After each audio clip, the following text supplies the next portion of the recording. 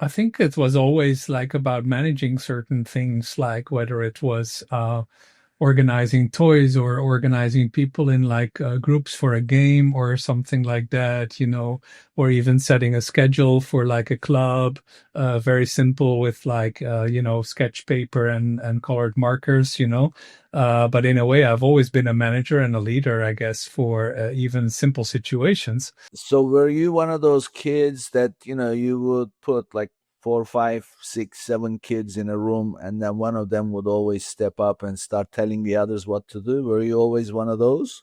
I was actually in those days, I was more the number two. I would see one person step up and then they would be like, trying to boss people around as I would see it. And then I would be the one stepping up and saying, you know what, but if we do it this way, then it's more efficient.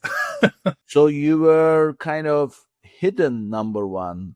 In a way, yes. And I stuck with that for a while. Like I even remember in my college days, I was in a student, kind of like a fraternity in Belgium. And I was always like the number two in like the board of that fraternity. So somebody else would be the one that was like front and center as the chair or the whatever it was called, praeses. I think we used the Latin term, right? And that didn't appeal to me so much, but the one who was holding the strings in the back, that was the position that appealed to me. Why do you think that was? I don't know. I think it's to do with at that time I probably thought of the one in the front as a little bit more of a superficial role, maybe not quite, maybe more of a, let's call it more of a salesy kind of role, which did not appeal to me at the time. I have learned a lot more sales over the years, I'm glad to say, and I don't know if there was, or maybe also a confidence issue. I've definitely learned some more confidence over the years as well. Yeah, fear, right? When you are in the front. Maybe at that time, yes, but I definitely have learned a lot more public speaking in the meanwhile, and I do not have that fear anymore. I mean, put me in front of an audience anytime, I love it. So, but that's my point. If you've developed that discomfort for being right in the forefront of everything, then you're compensating for that discomfort that lasted. Do you think that is something that kind of develops certain way? Yeah, absolutely. I think I'm actually a huge believer in that people can develop themselves and can get stronger at certain things that they may be lacking at.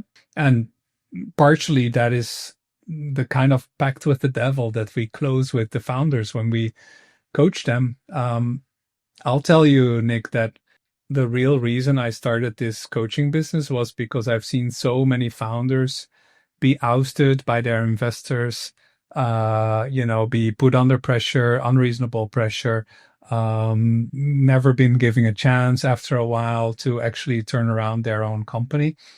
And then even when they do get replaced, almost invariably the new person in charge will be even less successful, will quickly have to close shop or sell it off for like a really low amount, right? Much worse than the original founder typically would have done. So I typically do not believe in founders being replaced as CEOs. And so the pact with the devil, as I said, is like I can help founders stay in charge for as long as they want. But the corollary is, of course, they need to commit to changing and learning to change to what the business needs from them at that time. What I cannot do is keep them in charge while they stay the same and refusing to change. Well, that would be insanity, right? So, Well, insanity is, of course, not a characteristic we would not